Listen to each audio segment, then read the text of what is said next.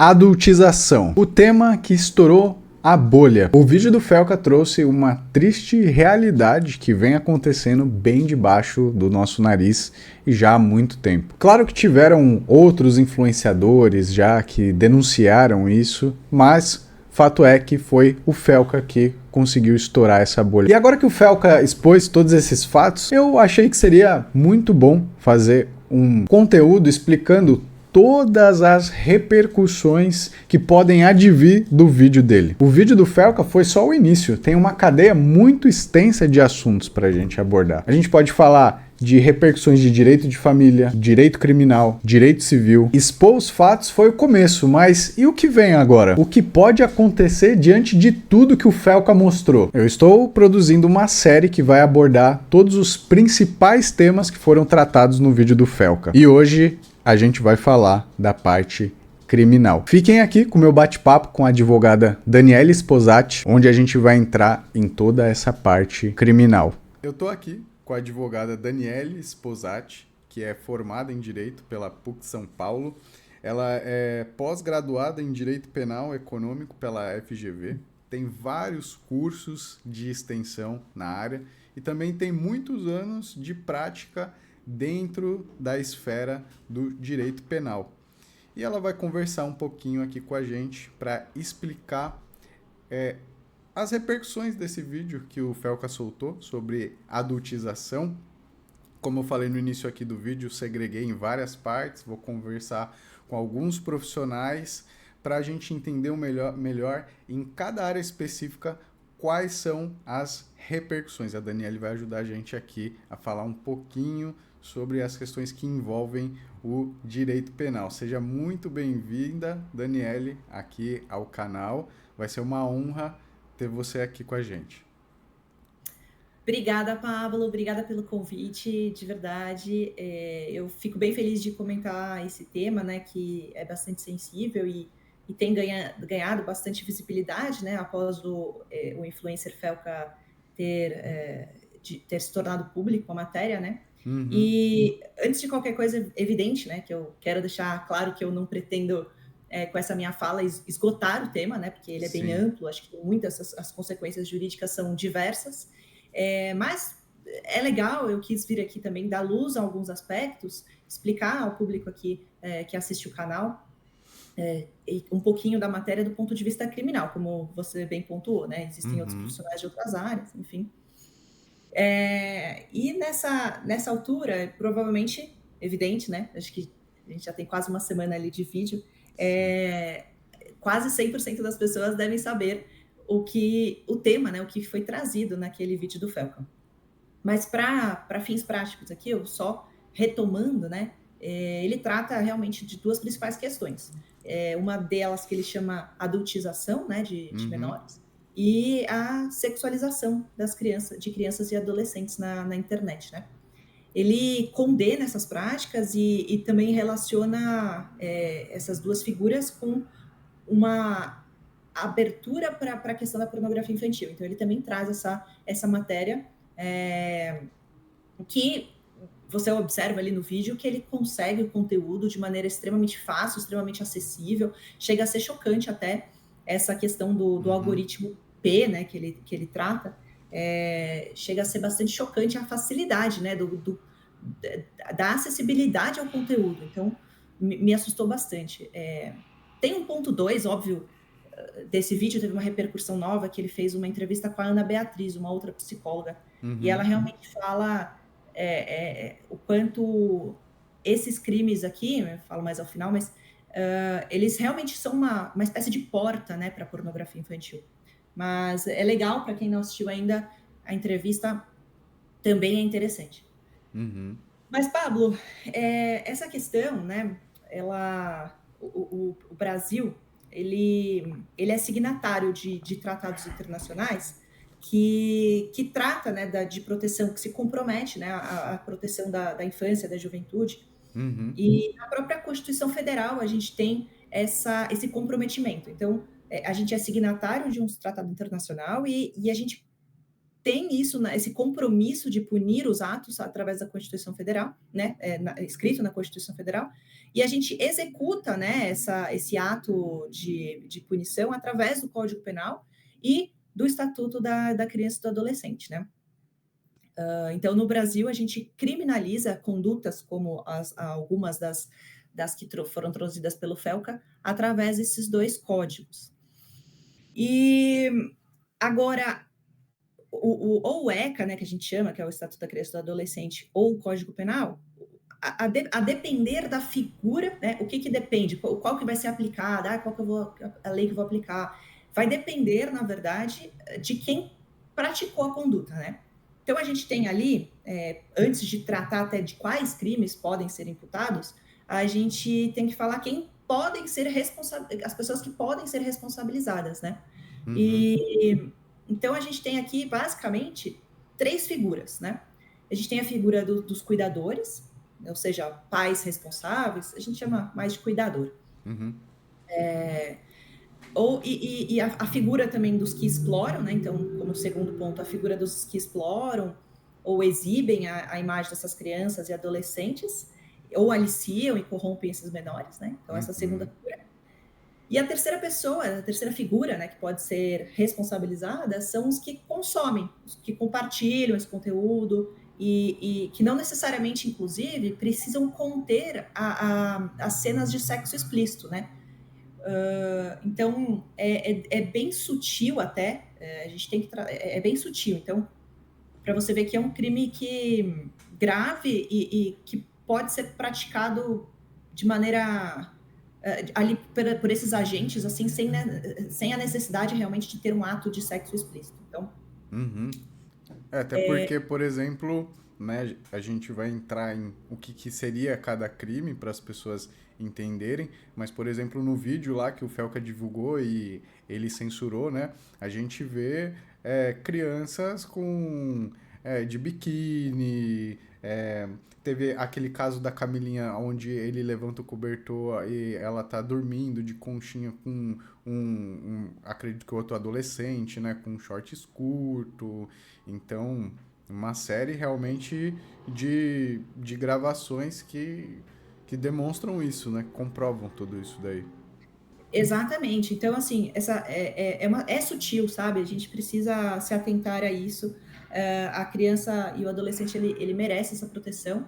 E, assim, basta a exposição de partes íntimas, né? Que foi o que aconteceu ali, para que a gente possa, sim, Configurar. configurar. Assim, amoldar alguma figura típica, né? Entendi.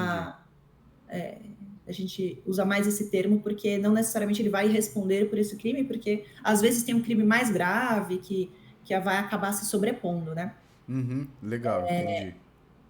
E de qualquer modo, o que a gente tem, basicamente, de novo, eu não vou esgotar os temas, né? Mas Sim. o que a gente tem de possibilidade dos crimes, a gente tem assim, a partir para você ter uma ideia, a partir do 232 do ECA, a gente tem do 232 mais ou menos ao 244. Então, para você ver que são muitas figuras, né, penais, cabíveis ao caso, né? Então, mas em destaque, assim, eu acho que eu poderia falar realmente dessa produção, né, de pornografia infantil. Diversos verbos entram quando a gente está falando desse crime, e no direito penal a gente trabalha muito com os verbos do tipo. Então, assim, só para ilustrar, no produção, a gente tem a produção, a reprodução, a direção, o fato de fotografar, o ato de filmar, o ato de registrar uma cena envolvendo criança e adolescente, já inclui ali, coloca o agente. Então, por exemplo, não só ele, né, que, claro, ele é o influenciador que tem milhões de seguidores, mas todo o pessoal que está envolvido dentro da produção dele poderia também responder por algum crime. Então, os videomakers, a produtora dele na época, todo mundo editores. Sim, poderiam. É um bom ponto, Pablo. A gente pode sim tratar de responsabilização. solidária, né? A gente vai falar de coautor dos crimes ou partícipe, né? Que a gente gosta às vezes de tratar. É mais coautoria. O Código Penal trata como coautoria, né? O participante, a gente às vezes fala, mas ele é só um partícipe, enfim. Tem no Código Penal não existe esse termo, mas existe o coautor. Ele seria responsável, às vezes, pela mesma capitulação jurídica do executor, né? Então sim, poderia. Claro, poderia, a grosso modo, eu tô falando a grosso modo, né? Sim, realmente avaliar o caso. Mas a grosso modo a gente poderia sim. Então, assim, tem também eu digo isso daí até porque, né, provavelmente vai ter muita gente da área, vai ter muita gente que é do direito, mas não é familiarizado com o direito penal, que é o meu caso, vai ter muita gente que é leiga, que não entende nada do assunto, então eu acho legal, né, as pessoas saberem que o fato de você participar de uma produção dessa, em diversas camadas que você pode participar, você pode aí estar cometendo um crime muitas vezes, não? Pode. Isso assim, a gente tem que tratar em geral como uma ação, né? Sim. A omissão, em alguns casos, ela também é culpável, tá? Eu não vou destrinchar isso para não ficar muito técnico, mas sim, em alguns crimes, tá? A gente tem também a omissão punível. Então, o fato de você não ter intervido ou ter encerrado a situação também pode te colocar como um coautor. Mas, claro, são muitas nuances, é bem mais técnico, sim. e eu fico super à disposição para quem tiver essa dúvida e queira saber mais. Mas, a grosso modo, sim, existem figuras que também responsabilizam pela omissão. Então, não só quem estava ali fazendo o ato propriamente dito, dirigindo, instigando, mas as pessoas também que não interviram, né? Sim, perfeito. Né?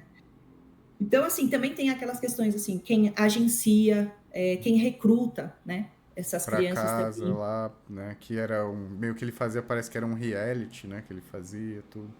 Exatamente. O que o Felca ali trata realmente foi um reality de crianças. É um absurdo. Né? Absurdo. Absurdo. É Então, nojento de ver os vídeos que ele mostra, né? exatamente. Então, assim, tem muitos verbos do tipo, tá? Como eu falei, assim, só o artigo 240 aqui, todos esses que eu falei, foi um artigo só, tá? Sim. Tem também a questão de você vender ou expor a venda, né? Então, a questão da monetização também é punível, que é ali mais ou menos...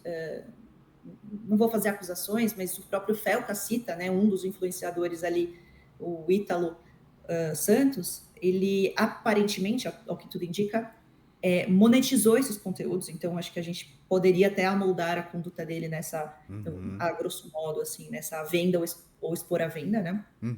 Perfeito. Tem a divulgação, então também oferecer, trocar, disponibilizar, Então, por exemplo, transmitir. tinha esse reality que ele fazia lá, vou imaginar, em algum momento ele vai gravar. O fato dele gravar essas crianças, esses adolescentes, já configuraria um crime, certo? O fato dele... Sim, já. A gravação já seria um crime. Aí ele pegar essa gravação e compartilhar no Instagram, por exemplo, aí é um segundo crime que ele comete. Exatamente. É claro que uma gravação de um adolescente em cena de sexo explícito seria um pouco difícil. A questão, o que ia diferenciar, na verdade, é quem denunciaria, né? A vítima ou alguém ali teria que denunciar. E na internet, qualquer pessoa poderia, né? Afinal, não só a vítima teve acesso, se sentiu constrangida ali, enfim. Mas tem um aspecto mais amplo só de... A única diferença é realmente a exposição, né? Mas sim, torna mais grave o fato de ter sido na internet, porque ele atinge muito mais... Muito mais pessoas, muito né? mais pessoas, exatamente. O que eu perguntei pra gente ir entendendo as camadas do que é cada ato e o que é cada crime. Então, por exemplo, você comentou sobre aliciar. Então, vamos supor, em todo esse esquema, falando da questão do Ítalo em específico, né, a gente vê que existiam provavelmente pessoas da produção que aliciavam esses menores para participar. Aqui a gente já tem um crime. Toda essa parte de produção audiovisual, registrar tudo isso é um crime.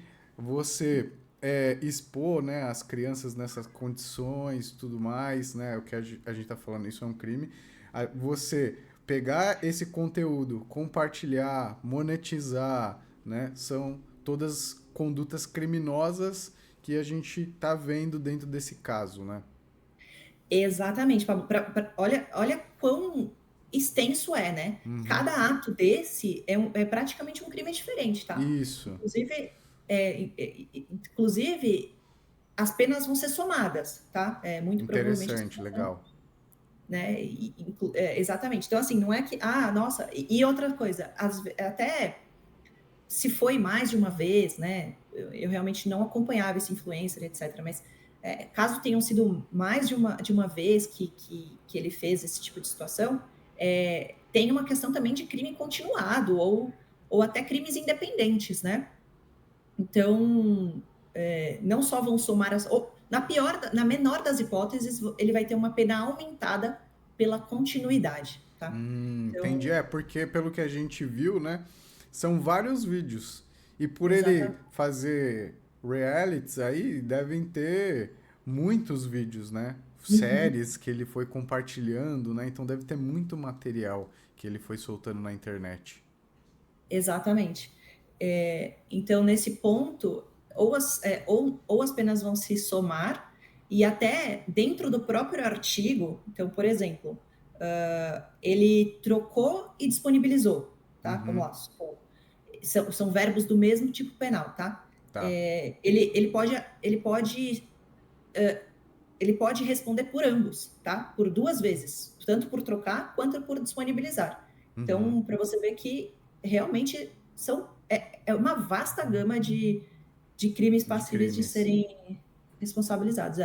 Então, realmente, e também, por exemplo, também quem possui, né, ou armazena conteúdos pornográficos envolvendo criança e adolescente também pode responder por esse crime, tá? Só pelo Então, fato exemplo, de ter armazenado. Ela não precisa ter compartilhado, não precisa nada. Se ela só tem conteúdo no computador, já é um crime. perfeito, Pablo, exatamente. Então, isso é uma nuance bem sutil, tá? Armazenar, então, às vezes, por exemplo, uma pessoa baixou o vídeo, vai, para o celular dela, só para assistir depois, sei Uhum, lá, alguma coisa assim. Se isso vier à tona, pode sim ser considerado um armazenamento de conteúdo pornográfico uhum, envolvendo criança e adolescente, tá? uhum. Então, Perfeito. também. E uma questão que me surgiu também é que agora estourou tudo isso daí, as pessoas estão mais vigilantes, então quem talvez achava graça nisso não acha mais graça. Mas acredito eu que até antes, um tempo antes de sair esse vídeo do Felca, né? Esse influenciador ele é acompanhado por muitas pessoas, né? Talvez quem acompanha ele não estava tendo o olhar que o Felca trouxe sobre isso e falar, gente, isso daqui é um baita problema que esse cara tá fazendo, sabe? As pessoas não estavam se conscientizando disso. Dito isso, e diante do que a gente está conversando aqui, ele produziu esse tipo de conteúdo totalmente condenável. Soltou lá um Reels, por exemplo, no Instagram, foi lá pro feed. As pessoas que pegarem um Reels desse e compartilharem, elas poderiam eventualmente estarem cometendo um crime por compartilhar esse conteúdo na rede social delas? Poderia, Pablo, não vou, isso eu tô falando muito a grosso modo, Isso né? Vai é, ter gente, vamos só lembrar, porque tudo que a gente está comentando aqui, como inclusive eu sempre faço no canal, né? A gente muitas vezes não tem todos os dados, não tem todas as nuances. A ideia aqui desse bate-papo que a gente está fazendo e do vídeo é pegar o que a gente já tem, trabalhar algumas ideias, algumas hipóteses e aí a gente partir de uma conclusão, mas não necessariamente, né, vai se desdobrar da forma que a gente está falando, mas é um bom caminho, assim, o que a gente está falando é um bom caminho sobre as coisas que a gente está comentando. Perfeito, excelente pontuação, Pablo, é exatamente isso. A grosso modo, então, em um geral, a gente poderia, assim, se vai depender muito do conteúdo, realmente, do vídeo, né? Uhum. Mas sim, poderíamos estar falando sim.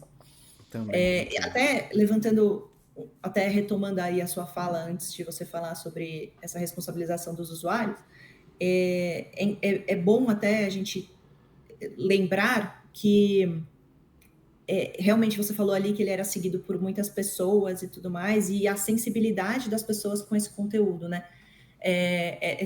A gente vê uma mudança já. A gente está em 2025, a gente já viu uma mudança. Eu vou citar aqui, inclusive, no passado, não sei se as pessoas aqui, se for mais novo, me perdoe, já tenho uma idade já, mas em 2015 a gente teve o caso da MC Melody, né? Uhum. Muito semelhante, assim. O clipe que ela se expunha na internet, ela também se sensualizava, também tinha uma questão ali que poderia ser entendido como um conteúdo pornográfico. Na época se resolveu com, na esfera do direito do trabalho, tá? Então, não para você ver como a gente não estava atento a esse tipo de situação e de Uhum. proteção ao menor. A gente simplesmente considerava, né, como uma exploração trabalhista. E o que o pai dela respondeu ali dentro de um acordo do Ministério Público do Trabalho. Então, Uhum. você vê que eu já estou contente com a repercussão do caso, porque vai trazer à tona realmente a problemática para os outros desse conteúdo. A gente não tem que normalizar, tá? Então, acho que isso Sim. é bacana, né? Não, A gente excelente. pode, né? E A partir reforçando até o que você falou para lembrar o pessoal, eu acho que tem que sair daqui e saber disso, que, como a Daniele já falou, não precisa necessariamente ter cena de sexo explícito, nudez, nada disso para configurar esse tipo de crime. Né? Não Exato. esqueçam disso. Então, não, mas não tem nada de sexo. Não importa, né? Não importa. Exatamente. A própria simulação, tá, Pablo? Também tem um artigo que vai falar, 241C, mais ou menos, do ECA, ele Uhum. fala até em simulação de cena pornográfica. Ah, Então, aquela. interessante, porque a gente tem no vídeo do Felca, inclusive tem um vídeo desse, né, onde a Camilinha está numa situação lá na piscina, né, e tem um tipo de situação desse, né. Exatamente, em que ela tá no colo de um que Isso, parece ser é, um outro outro adolescente, né? adolescente também. Então, exatamente, isso, ao meu ver, né, já seria realmente uma simulação de cena pornográfica, né? Uhum, perfeito. Então, isso também é criminalizado. Tem também a instigação, né? Como a gente já citou lá Uhum, para trás, né? Essa instigação, o constrangimento, né? De qualquer meio de sim. comunicação, essa criança. Aí tem figuras um pouco mais graves, né? De submeter à própria exploração sexual, né? Aí Uhum, isso eu não posso falar com base só na visualização do vídeo, eu não posso afirmar que foi praticado, né? uhum, Mas do que se tem notícia, aparentemente ele já está sendo, alguns deles já estão sendo responsabilizados também por essa exploração sexual, tá? Mas uhum, aí eu não vou entrar muito no mérito porque não consigo visualizar ali. uhum, Então, assim, também tem a submissão da criança ao constrangimento, isso também é um crime, do uhum. 232 do ECA. Também pode ser entendido ali como uma corrupção de menores, tá? Isso aí já agora eu estou falando do Código Penal.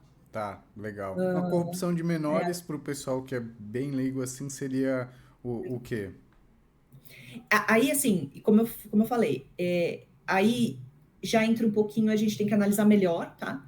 Uhum. Ah, Mas mas bem interessante. a indução de um menor de 14 anos a satisfazer a lascívia de outra pessoa, tá? Uhum. Então, às vezes a pessoa enfim, quer ver duas crianças ali em cena de sensualização, isso para fins particulares, enfim, isso já pode ser considerado uma corrupção de menores, tá? Perfeito. Legal. esse já está no Código Penal. Certo. Outra figura que está no Código Penal, aí já não está também no ECA, é divulgação da cena de pornografia, né? E nesse crime, veja que são mais verbos ainda. Então, é oferecer, trocar, disponibilizar, transmitir, vender, expor à venda, distribuir, publicar, divulgar. Muita coisa. É muita, fotografar, vídeo, registro audiovisual. É por isso Então, que é o que a gente estava comentando, né? Que todo esse pessoal de produção eventualmente pode acabar respondendo de pode, alguma forma, né? pode sim, assim, dá para falar assim, a responsabilização dos demais. E, Interessante. então, assim, essas são basicamente as figuras passíveis ali da gente amoldar ao caso concreto, né? Tá. Mas, e aí, Pablo, como é que. Aí você fala, tá bom, mas e aí? E agora, né? Como que apura? Como é que as coisas funcionam, né? Na verdade, eu queria até fazer uma pergunta antes para você, que me Perfeito. surgiu essa dúvida. A gente tá falando, por exemplo, você falou, vendo a lei aqui, né, que, por exemplo, esse crime é configurado se for menor de 14 anos e tudo mais. E aí me acendeu uma questão, que é, para o Código Penal, existe algum impacto o adolescente ser ou não emancipado? Isso mudaria alguma coisa? Porque eu vi, né, em várias matérias, que ele utilizava como estratégia emancipar esses adolescentes para que aí eles possam assinar, né, para tirar essa relativa incapacidade dos menores, porque pessoal, quem não sabe, né, até você atingir 18 anos, você não tem completamente a capacidade civil, ou seja, você não pode, por exemplo, assinar contrato sozinho, precisa do seu autorização dos pais e tudo mais. Quando você se emancipa, você consegue alguns atos já fazer sozinho. Algumas coisas ainda não serão possíveis, mas muitas outras coisas já serão possíveis. Para o direito penal, existe alguma importância a isso ou é irrelevante? Isso é interessante. A emancipação, na verdade, ela torna a presunção de incapacidade do ponto de vista civil, né? Então, Certo. como você pontuou ali, assinar contrato, anuir com uma divulgação. Então, assim, o que eu imagino que ele tenha usado como estratégia, eu não sabia, mas eu imagino que tenha sido para assinar contratos e anuir com com esses atos de vida civil, né? Sim. Independente dos pais, eles poderiam. Isso me soa mais como uma tentativa de tirar a responsabilidade dos pais, tá? Sobre essa. Até vejo aqui como uma estratégia até penal, às vezes, de falar: não, minha mãe não tem nada a ver com isso, então eu estou fazendo isso por sua vantagem. Entendi. Não vejo isso como no direito penal, não seria de grande relevância. A proteção dos menores, o Código Penal ele não trata essa questão como ele realmente vai tratar o menor de 18 anos como um adolescente. Então, a gente não tem essas funções. Mas existem algumas figuras de crimes, não estou falando dos do ECA, tá? Tá. Existem sim algumas figuras que a gente poderia tratar como presunção relativa de. Mas assim, é mais técnico, tá? Então, Entendi. Não, isso é interessante porque eu estou comentando até sobre esse caso, já falando sobre eles muitos serem emancipados, muitos terem autorização do pai, os próprios adolescentes que estão lá, muitos concordarem com isso daí, para a gente entender o nível de gravidade que é esse tipo de crime. Porque, pelo que a gente está falando aqui, a lei não liga se esse sim. adolescente é emancipado, se o pai autorizou, se a mãe autorizou, que seria, pessoal, algo muito bizarro, de fato, né? Porque um adolescente que nem tem toda a formação cognitiva ainda, que a gente sabe, não tem toda a formação cognitiva, ele poder, simplesmente pelo fato de ser emancipado ou estar anuindo com aquilo lá, você poder divulgar e produzir todo esse tipo de conteúdo, né? Então a gente vê a seriedade que é esse tipo de crime, né? Independe da vontade das pessoas. Isso, exato. No ponto de vista penal, não vejo com grande relevância. Ele conseguiria se eximir ali, né, do ponto de vista civil, por exemplo, ele deve ter feito isso para tentar facilitar, às vezes, o transporte do menor, entendeu? Para o Uhum. menor conseguir pegar um ônibus. Então, isso, com certeza, facilitou um pouco a vida dele nesses sentidos, mas do ponto de vista penal, isso não torna a criança capaz de anuir Excelente. com esse tipo de Bom, exploração, tá? bom saber, porque eu vejo que está tendo uma discussão, às vezes muito grande, de pessoas falando, mas como que fica essa questão? Porque, pô, o influenciador tal que participava dos vídeos tá apoiando o Ítalo, fala que concordou tal. Então, pessoal, como a Daniela explicou, não importa nada se concordou ou não, né? Até pelo fato de que isso tem um grau de relevância tão alto que escapa da esfera daqueles que estão participando disso.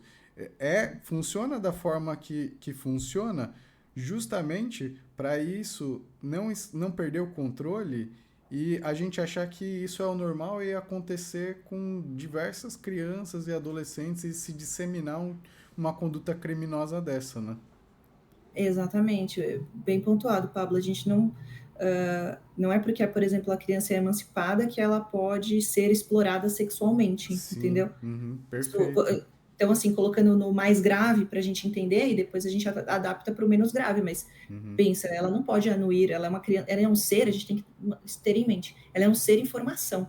Então, uhum. ela não existe, ela não pode anuir, por exemplo, né, em que alguém a mate, por exemplo, né? Você não tem Sim, esse direito. exato, Então, perfeito, perfeito, muito bem colocado. então assim, não, existem direitos indisponíveis. Certo, perfeito. E. Então, assim, desculpa. Não, não, não, mas pode continuar o raciocínio. Na verdade, eu ia perguntar sobre. Eu ia entrar nessa parte de investigação que você estava comentando antes, Ah, mas não, boa. pode continuar o raciocínio. Legal. Não, era isso mesmo. Então, do que eu ia falar na sequência, né, para a galera entender como é que funciona essas apurações, né, como que elas começam. Então, assim, Sim. muitos destes crimes, tá, a gente, principalmente quando são cometidos pela internet, a gente pode colocá-los sob a competência da Polícia Federal, tá? Uhum. Então, porque tem uma transnacionalidade, então supera as barreiras nacionais, acaba indo para uma outra barreira, ele quebra essa barreira. Além disso, como a gente é signatário de tratados internacionais, Uhum. isso também é um dos critérios que torna a Polícia Federal competente para essas apurações, tá? Não muda muito, porque não tem hierarquia entre Polícia Civil e Polícia Federal. Eu só estou colocando aqui com a título de curiosidade que realmente a maioria desses crimes deveriam ser apurados pela Polícia Federal, mas existem alguns que são pela Polícia Civil também, tá? Então, assim, mas não muda muita coisa, enfim, o fato é que eles sempre se iniciam, eles sempre começam com uma denúncia, tá, Pablo? Então, é sempre uma denúncia, um reporte, seja por boletim de ocorrência, seja através de canais de denúncias dos próprios órgãos públicos. Então, assim, hoje a gente tem ali no próprio site dos Ministérios Públicos, tanto federal quanto estadual, canais próprios de denúncia. E você Uhum. não precisa se identificar, tá? Você pode ali colocar simplesmente o que você está narrando, e que isso vai gerar um procedimento administrativo para fazer as apurações preliminares e aí decorrer ou não de um inquérito policial. E aí vai depender do entendimento da autoridade, né, para instaurar esse inquérito. E Inquérito, né? Só para o pessoal entender, aqui a gente tá. Não é nada de processo ainda, pessoal. Aqui a não, gente exato. tá. Vamos, né, sendo bem assim, leigo, falando com vocês. Vamos ver aqui se tem alguma coisa, vamos dar uma investigada. Exatamente, Pablo. Então, assim, depois dessa denúncia, aí abre o inquérito policial, que é um procedimento administrativo, tá? Uhum, Para ninguém é réu, apuração. né? Ainda não tem o Não, termo réu, né? É a pessoa não. investigada.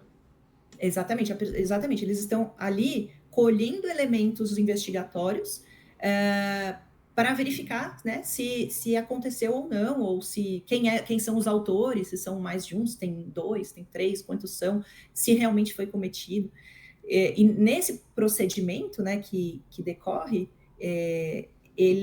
ali que acontece aquelas coisas que a gente vê na TV. Então, nossa, teve busca e apreensão na casa de fulano, Legal. teve quebra de sigilo, teve pessoas sendo ouvidas na delegacia, e podem acontecer até prisões, né? Que é a fase que a gente tá agora, né? É a fase que a gente tá agora, tá investigando. É essa.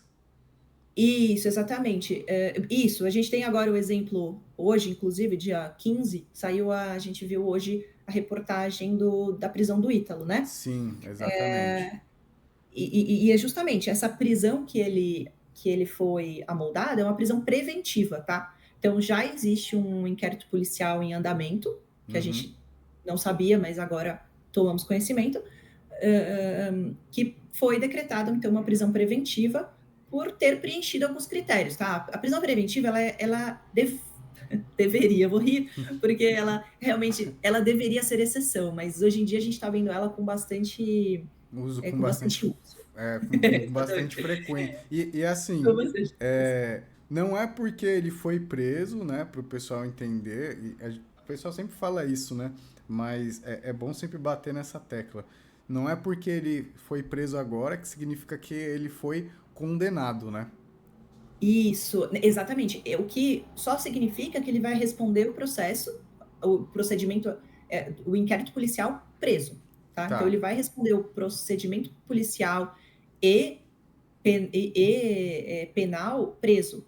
O problema da prisão preventiva, Pablo, é que quando ela é decretada, o ministério, isso nem estou pensando agora, estou refletindo agora, mas Legal. o que eu gostaria de trazer aqui quando ela é decretada, o Ministério Público, as autoridades, ela tem um prazo máximo para transformar ele em réu, tá? Então agora a Hum, gente vai ver em pouquíssimo tempo ele já respondendo pelo crime mesmo, tá? Senão a gente fala, porque senão seria um excesso de prazo. Isso não pode acontecer. Como eu falei, a prisão preventiva ela é exceção. E Então, aí, assim, se isso se tornando processo, ele virando réu de fato, ele pode continuar preso pelo fato de ter se tornado processo ou não? Tem um tempo e. pode. Ah, tá. Se virar processo, então ele pode continuar a prisão preventiva. Sim, tá, exatamente. Aí você já começa a validar. No processo penal, enquanto ele responde um processo, ele pode sim responder o processo sem liberdade, tá? Ah, tá, perfeito. E essa prisão preventiva, muito provavelmente foi porque entenderam, o juiz, no caso, né, que decreta, né, a prisão preventiva, ele entendeu que ele poderia, talvez, estar obstruindo a investigação, alguma coisa do tipo, né, e por isso falou, não, já que Exato. você está querendo bagunçar tudo o que a gente está investigando, você está querendo eliminar provas, então a gente E- vai deixar você preso aqui para poder não influenciar a investigação. É mais ou menos isso? exatamente, Pablo. E tem os requisitos da prisão preventiva, tá? E um deles é risco à ordem pública, outro, obstrução, então, assim, dificultar ali a colheita de elementos investigativos, o que com certeza deu sangue nos olhos ali do Ministério Público ter decretado a prisão preventiva foi ele não ter sido encontrado na busca e apreensão, Ah, tá? A legal. gente É viu isso que ali, eu ia comentar. Que, por uhum, exemplo, eu vi um vídeo hoje que eles entraram lá na casa e mostrou que a máquina de exato, lavar estava funcionando, provavelmente tinha isso, gente lá. exatamente. O fato dele ter, provavelmente, não dá para saber se era ele, né? Mas vamos supor que era ele. O fato dele se ausentar da casa ou ir para outro lugar, tem alguma repercussão negativa para ele? Seja na busca e apreensão, seja se tiver já um mandado de prisão expedido. Então, como ele não estava, eu imagino que tenha sido entendido como um risco de fuga, tá? Um risco Legal. de dificultar o processo, as apurações, dificultar a responsabilização penal dele. Então, por isso, por isso pode ter sido entendido sim como um dos critérios para amoldá-lo na preventiva, tá? Não dá para hipotetizar assim, falar, mas se ele tivesse, será que não teria sido preso? Não saberemos. Não saberemos Entendi. porque pode ser que ele tenha preenchido outros dos requisitos ali para a decretação da prisão preventiva. Mas o mais forte sempre é esse, tá? É risco ao processo. Tá, perfeito. E para a gente entender um pouco também sobre essa fase de investigação, enquanto tiver em fase de investigação, não sei se é a polícia, você vai explicar melhor quem que faz essa averiguação, podem ainda colocar mais crimes. Nessa parte de investigação, podem colocar um monte de crime lá. Esse é o momento onde vão investigar se tem crime. Ah, opa, achei, isso daqui é um crime, então vou colocar lá no inquérito. Isso. De início, quando a polícia instaura, né, após a denúncia, né, isso eu estou falando de denúncia, tem diferenciação, também estou falando de uma denúncia pública, né, uma denúncia de um ser humano, um boletim de ocorrência, vou colocar como boletim de ocorrência. Então, a partir do momento que tem um boletim de ocorrência, a autoridade, ao ler esse relato, ela já tem um entendimento preliminar do que aquilo seria. Tá. Então, exemplo, eu já estou considerando aqui que isso é um aliciamento de menores, uma corrupção de menores, enfim, ele já entendeu como uma capitulação, sem prejuízo de que ao longo das investigações ele realmente verifique que existem outras capitulações ali sob apuração. Mas não é a autoridade policial, tá? Não é ela que vai definir quais são esses crimes, tá? Isso legal. é numa segunda etapa, tá? Isso é pós-investigações, então durante as investigações, ele colhe todos os elementos, mas quem se convence da ocorrência do crime é o Ministério Público Federal ou Estadual. Então, esse é o órgão responsável por falar, não, peraí, com tudo aqui que o delegado apurou, realmente eu vi aqui que não é só um crime, são 10. E aí ele faz uma denúncia formal. Então, ele pega aquelas investigações completas da polícia, e fala, então tá bom, agora eu vou te tornar réu. Eu vou oferecer uma denúncia dando início. Então é como se fosse, para quem é da área do direito, entender como uma petição inicial, tá? Aí ele apresenta uma petição inicial, iniciando uma ação penal, tá? Entendi. Isso é o Ministério Público quem vai fazer. Tá. E aí sim, aí a partir disso, e veja bem, Pablo, até de maneira mais técnica, tá? Até mesmo as capitulações colocadas na denúncia não necessariamente vão ser as que ele vai ser condenado, tá? Para bom e para ruim, tá? Isso que eu quero dizer é o seguinte: se ele for ali, colocou, sei lá, o artigo 232 lá do código, do ECA, não necessariamente ele vai ser condenado por esse, ele pode ser condenado por outro que não estava na denúncia ou por outro que estava na denúncia, tá? Ele pode ser condenado por vários, não é só um, pode ser condenado por vários dos que estavam narrados, mas o que a gente fala é que o réu ele não se defende da capitulação jurídica, ele se defende dos fatos, tá? E, então, o convencimento de quais crimes ele cometeu é o juiz quem vai definir a partir disso, tá? Então, ele não vai falar, não, eu não cometi o crime X. Não, você vai falar assim, os fatos que eu fiz foram esses. Por isso, não se amoldam as figuras que o Ministério Público entendeu como crime. Ele não se defende da capitulação jurídica, tá? E isso seria uma estratégia, por exemplo, dentro de uma ação penal, porque a gente viu que existem vários tipos de crime que envolvem isso. Isso, de alguma forma, poderia ser uma estratégia do tipo, vamos colocar, bom, parece que tem, pode ser que não, mas parece que a gente tem configurado aqui esse crime, tem tipificado esse crime, vamos colocar porque vai que ele é condenado nisso daqui, é uma forma de talvez aumentar a probabilidade dele ser condenado. Existe esse pensamento ou não? Eles procuram ser bem, assim, vamos dizer, exatos no que foi o crime cometido? O Ministério Público ele tem uma responsabilidade como fiscal da lei, tá? Até ele não é só parte, como ele é fiscal da lei. Então, em geral, ele coloca as capitulações que ele realmente entende, porque ele como se fosse um autor de ação, ele não quer perder, né? Então ele vai colocar ali, mas dificilmente ele vai colocar alguma coisa que ele não se convenceu de ter acontecido, tá? Ele, não estou falando que aconteceu ou não, mas ele se convenceu, pelo menos, de que aquilo aconteceu, é o entendimento dele. Mas quem vai definir é o juiz no final, tá? Então, ele pode ter falado que aconteceu o crime X e o juiz falar, não, peraí, esse X não aconteceu, né? Aí foi o Y. Então, quem vai definir ao final é realmente o juiz. Vai ser o juiz, tá? Interessante, legal. Então, vamos colocar assim, agora provavelmente as investigações vão andar mais rápido, o Ítalo tá preso, como você falou, tem um prazo que ele pode ficar preso enquanto isso não se torne processo, e muito provavelmente, né, acredito eu, que isso vá se tornar um processo. Tornando processo, então, ele vai ter a oportunidade de se defender, né, apresentar a defesa dele, e como que funciona, assim, resumidamente, para o pessoal entender quando entrar nessa fase de processo? Legal. Virando o processo, né, então ele vai realmente ele vai apresentar a defesa no prazo legal. A partir da defesa dele, vai ser avaliada se a denúncia merece ou não ser conhecida, tá? Recebida. Então, assim, o Ministério Público apresentou a petição, a denúncia. E ela tem ali, o juiz fala, beleza, então cite-se o réu, né?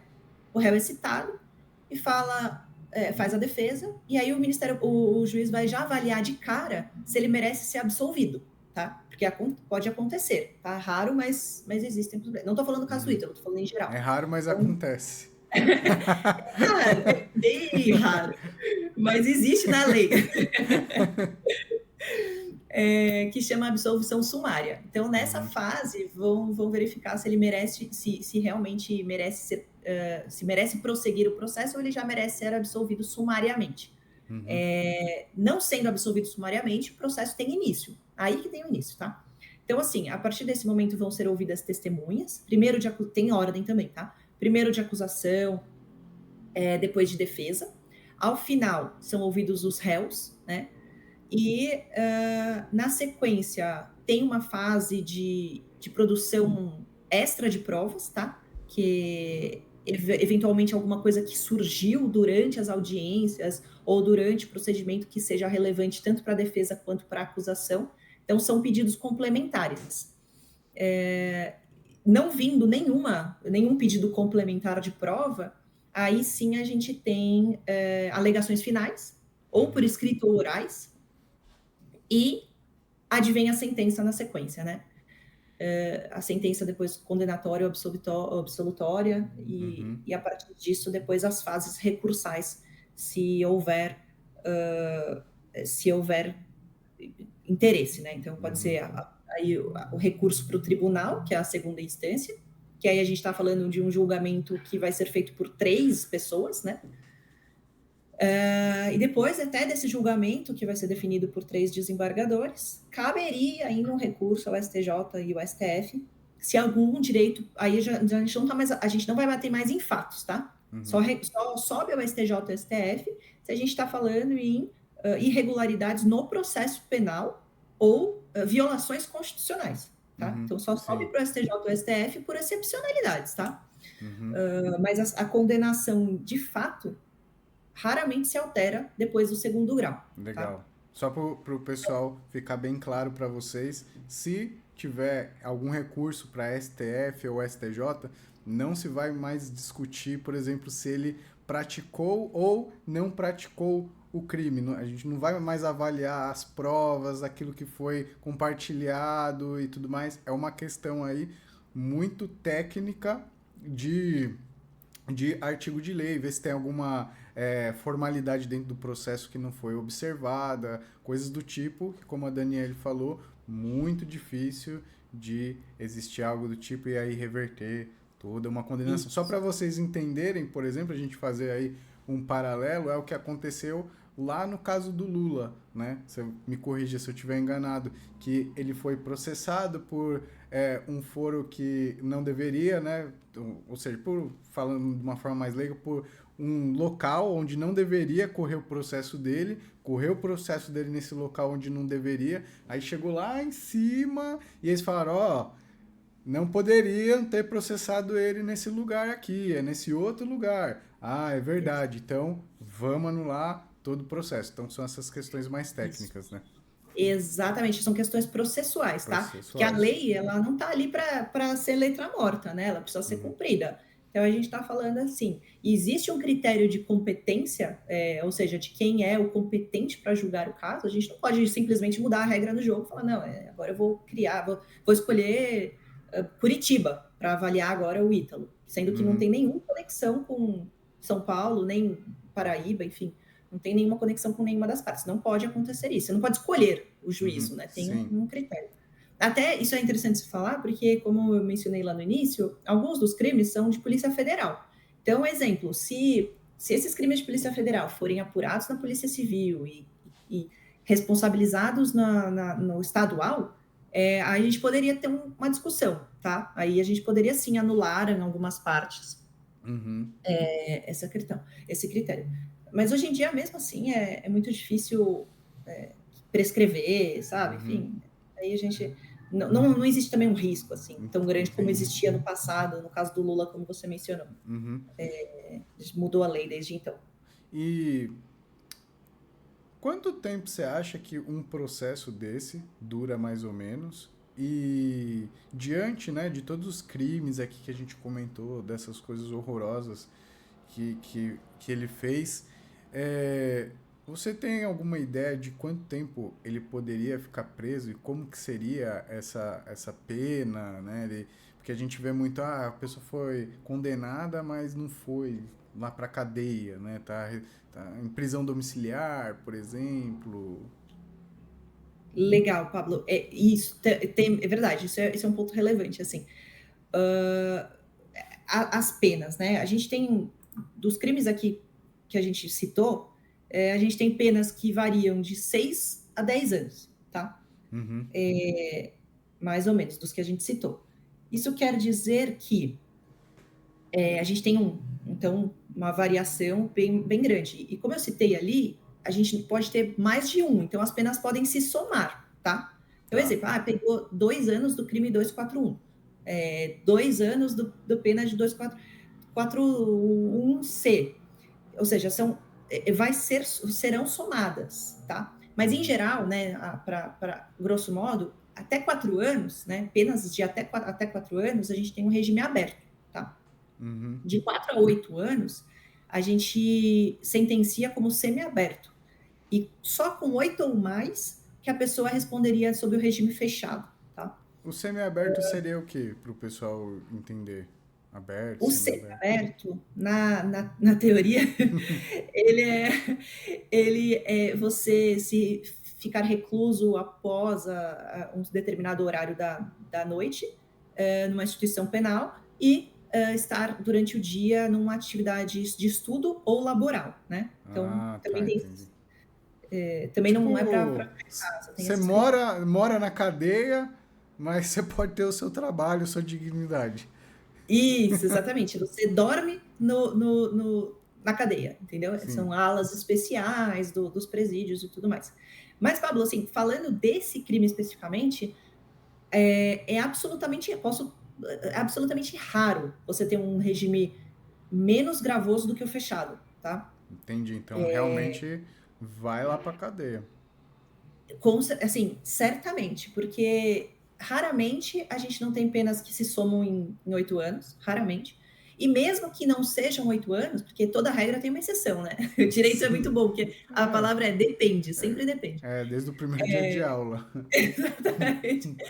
Então, assim, mesmo se a pessoa pegar menos de 8 anos, podem ser condenados a regime fechado, tá? Então, assim, isso dificilmente ele não vai ser O pegado. tempo Então, fechado, né? exatamente, ele não vai ficar recluso. Então, É como eu falei, é muito raro um aberto ou semiaberto nessa modalidade de crime, mas dentro do direito penal eles existem, tá? Uhum. Tá. E. Desculpa. Não, não, não. Pode continuar o raciocínio. Tá, e esse tempo de prisão preventiva que a pessoa eventualmente cumpre, ela também abate da pena, tá? Ah, Então, assim, ele tá. já está Legal. respondendo em tese pelas acusações e já está, se ele ficar 2 anos, 3, 4 anos durante um processo, isso já está sendo Vai. considerado na Conta. pena dele. Ah, entendi, entendi. E quanto tempo você acha que demora mais ou menos um processo desse até sair a decisão final dele? Olha, Pablo, essa informação ela é muito difícil de ser respondida. Sim, é o que eu O- falo quase diariamente para os meus clientes quando eles perguntam. Exatamente. Ué. Mas, assim, existe um parâmetro do CNJ, né, que é o Conselho Nacional de Justiça, que deveria demorar no máximo 5 anos, tá? No máximo, cada instância, cada instância. Nunca mais, no Brasil, depois da digitalização de procedimentos, eu nunca mais vi processos que duram tudo isso na esfera criminal. Mas eu não posso falar, não posso colocar minha carteirinha da ordem aqui de falar que vai durar 5 anos, porque eu não, Sim. não posso afirmar. Mas Bom, existe essa orientação de 5 anos por etapa. mas vai ser muito longo, né? Pelo que a gente Ah, não, pode mas ver já, vai muito demorar. provavelmente isso não vai levar tudo isso de maneira alguma, não só pela repercussão, mas por ser um réu preso. Sempre Ah, casos de réu preso tem prioridade de tramitação. entendi. Legal, legal, bom entender. E aí, até só para a gente finalizar essa questão da condenação, vamos supor, foi preso e ele vai lá para cadeia já de início, regime fechado. É, qual que seriam os critérios que a gente vê também? Ah, começou a responder preso e depois começa a responder de uma forma menos gravosa, né? Vai para o semiaberto, tem todas essas mudanças. Ah, Porque eu falo isso porque as pessoas ficam muito indignadas de verem que alguém foi preso e depois falam, ah, viu? Ficou aí 2 anos e já tá solto. muito. Tá? Isso é a coisa que eu mais ouço de indignação, né? Falar, mas isso não vai dar nada, essa pessoa não vai Uhum. ficar presa, tem a saidinha, tem a, e etc, fica um cesto. Calma, não é assim, tá? As pessoas vão sim presas, essa modalidade de crime, assim, até dos crimes que eu particularmente já defendi nesse aspecto, as penas foram bem altas, e por ser algumas delas equiparadas a hediondo, tá? Tem nuances assim diferentes para a graduação primeiro para esses benefícios que as pessoas falam de saidinha. Então, assim, crimes hediondos, eles raramente raramente são concedidos esses benefícios, tá? Uhum. E a porcentagem de pena para progredir, tá? Quando é um crime, a gente está falando de um crime hediondo, é de 40% da pena. Então, Tá. se eles. Eu não sou boa em matemática, mas vou jogar em 10 anos, tá? Então, como eles são tratados como crimes hediondos, né? A graduação para progressão do regime, então ele fala, estou no fechado, agora eu vou progredir para o semiaberto, é pelo menos de 40%, tá? Dentro das considerações de crimes hediondos. Uhum. Então, assim, como a gente está vendo aqui, Pablo, o problema não é a punição, né? A solução, né, que as pessoas tomam essas oportunidades agora de debate, de vamos aumentar a pena. Uhum. Uhum. Gente, o problema não é a punição. O problema não é, a solução não é aumentar a pena. A solução é a gente denunciar, tá? Isso precisa chegar a alguma autoridade, tá? Elas não tomam conhecimento disso sozinha. Então, essa critério você falar, mas nada acontece por quê?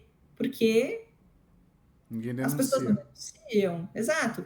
Então, assim, olha, veja que no próprio vídeo do Felca, no último trechinho lá, ele fala que ele denunciou, ele mandou, e ele mostra o print do reporte que ele fez para a Polícia Federal. Aham. Então, veja que ele fez um dossiê, né, com aqueles elementos.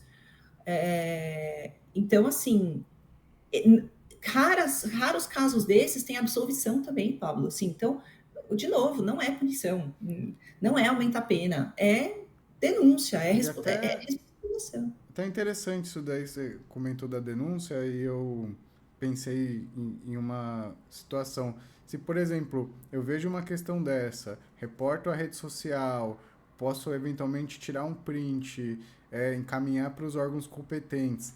Se a pessoa ela paga um vídeo desse que ela postou nas redes sociais e tal, tem como investigar isso ainda e, por exemplo, de repente, por meio, às vezes, até né, da, da, da fase de investigação, avaliar se esse vídeo foi postado, as plataformas, você sabe se as plataformas conseguem prestar esse tipo de informação? Não, ó, realmente existia esse vídeo, era esse vídeo, só que foi apagado. Aí a gente tem um problema, um pouquinho, de uma resistência um pouco das redes sociais em falarem que eles não têm esses dados, tá? Mas eles têm. Tem. Uhum. Eles dizem que não, mas se você tiver o link, né? Então o importante é você salvar o link, não o vídeo propriamente dito. Claro, se você baixar o vídeo e. Vou deixar claro que para fins investigatórios, o armazenamento desses vídeos não é proibido, tá? Ah, legal. Bom saber. Então, tá tudo bem. Então, assim, o reporte com o link, o melhor dos mundos, evidentemente, é você usar alguns programas tem um deles que chama Verifact, que ele faz realmente como se fosse uma ata notarial ali do que está acontecendo, né? Uhum. Um documento registrando mesmo. Mas assim, simples denúncias já ajudam, sabe? Já é um start muito positivo. Não vou desincentivar as pessoas a fazerem denúncias com prints, não, porque seria relevante. Mas o mais legal é mostrar o link de onde o vídeo estava colocado, tá? Uhum, perfeito. Então, E assim, puxão de orelha para todo mundo, sabe, sim, Pablo? vamos denunciar. A denúncia é um dever coletivo, é uma responsabilidade dos usuários, tá? Uhum. E a própria, para você ter ideia, a própria Constituição Federal quis assim, tá? A gente tem um artigo que é o 227 da Constituição, que ele fala que é dever da família, da sociedade e do Estado assegurar à criança e ao adolescente essa proteção, tá? Uhum. Então, no parágrafo 4º ela fala: a lei punirá severamente o abuso, a violência e a exploração sexual da criança. Uhum. Então, é dever de todo mundo, para você ver que é todo mundo, inclusive Uhum. da sociedade. Uhum. E não só isso, aí eu trago uma provocação extra, que é até um debate novo, né? A gente está vendo isso acontecer. Uma responsabilidade dos provedores das plataformas digitais com isso, tá? A gente não pode Uhum. perder de vista que eles são os maiores detentores desses elementos, né? Então, assim, existe um artigo na lei do Marco Civil que, de início, eximia a responsabilidade desses provedores por não denunciar, né? Enfim, Uhum. pelo conteúdo publicado, esse é o ponto. Responsabilização pelo conteúdo publicado por terceiros. Só que, assim, isso beira o absurdo, assim, É um absurdo mesmo. e aí existe sim, o risco da atividade deles, eles têm o dever de cuidado dentro do direito civil, né? Uhum.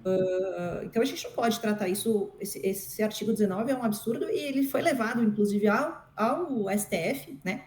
Como passível de inconstitucionalidade, está sendo definido como inconstitucional em sua imparcialidade.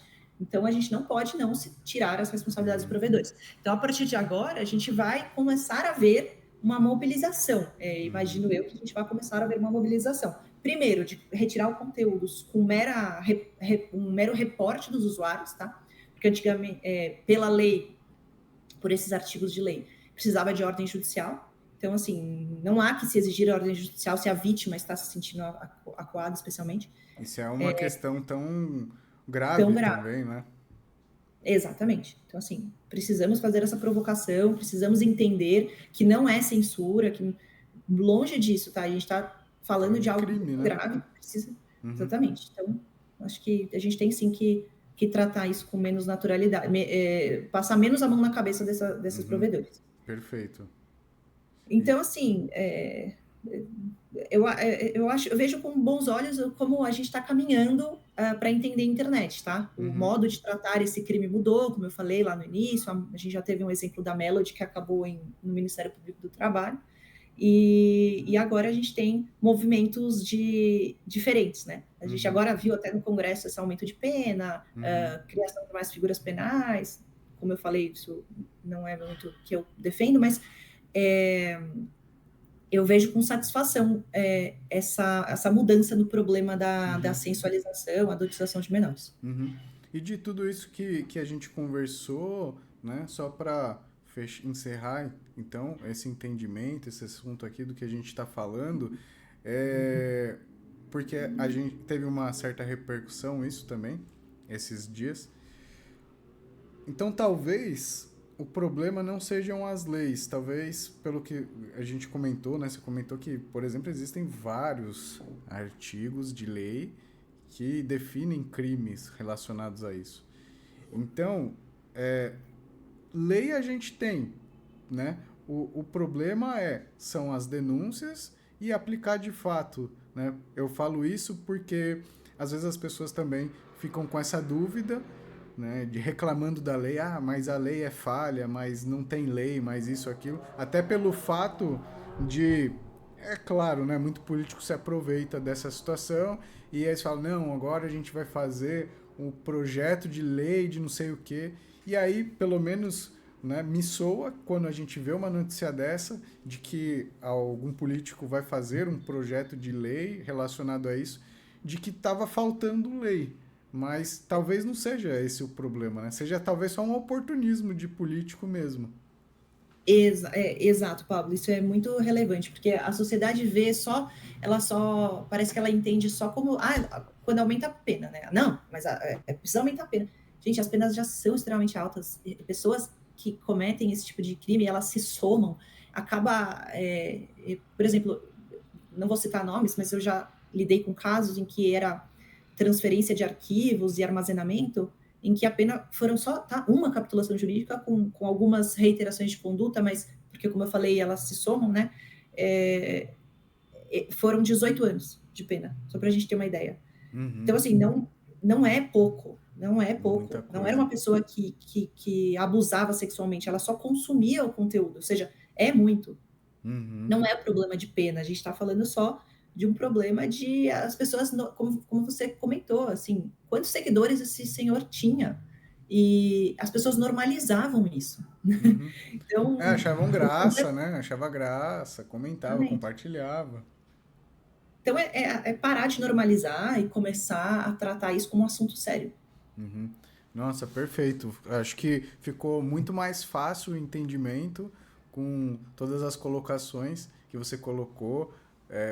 Eram muitas dúvidas. Eu acho que esse daqui ficou um vídeo bem fechadinho com essa parte criminal. Claro que vão ter muitos desenrolares ainda, então, inclusive, você já fica super convidada para participar em demais vídeos para a gente ir comentando agora mais fracionado, né? Porque aconteceu muita coisa. A gente ir comentando fracionado o que vier a acontecer e para quem está assistindo a gente aqui, se ficar com alguma dúvida, né? Claro, deixa aqui nos comentários qual que é a opinião de vocês sobre toda essa situação, dúvidas sobre tudo isso que a gente conversou. Eventualmente eu trago mais vídeos aqui, chamo a Daniele para responder essas dúvidas que vocês deixarem aqui nos comentários, porque é muito importante a gente poder comentar, explicar sobre esse assunto. Eu falo aqui como advogado que eu fico feliz de sentir que eu estou contribuindo um pouco com isso, né? Eu sei que tem muita gente comentando, mas eu até conversei com a Daniele porque eu falei que eu senti um pouco de falta de ter algum conteúdo mais denso sobre esse assunto, igual o Felca fez, porque ele soltou a bomba lá e foi incrível, serviu para as pessoas começarem a se mexer, os órgãos competentes começarem a se mexer, e aí eu acho que da nossa parte, como advogados, ficou da gente vir a público e começar a explicar como que funciona esse tipo de situação, né? Exato, Paulo. Obrigada pelo convite, inclusive por conta disso. Eu realmente fico à disposição para voltar, para tirar qualquer dúvida complementar e fazer qualquer acréscimo com os desdobramentos. Mas eu já estou bem satisfeita em ver os movimentos que estão acontecendo. Tá bom, obrigado. Eu que agradeço de você ter aceitado participar. Então, vamos esperar, tendo comentários aqui, mais questões para a gente tirar dúvida. Vou chamar a Daniele para participar novamente aqui no canal. Muito obrigado, viu, Daniele? Obrigada, Pablo. Um prazer. Gostou desse primeiro vídeo da série? Então já deixa aquele like, compartilha com o maior número de pessoas que você acredita que possa se interessar, que mereçam saber mais, principalmente porque a gente abordou temas muito importantes que seriam ótimos das pessoas terem conhecimento, principalmente com relação à parte de denúncia desse tipo de crime. Se você ficou com alguma dúvida, deixa aqui nos comentários que a gente vai tirar a sua dúvida. Se quer continuar a assistir essa série de vídeos que eu estou produzindo, se inscreve no canal e a gente se vê no próximo vídeo.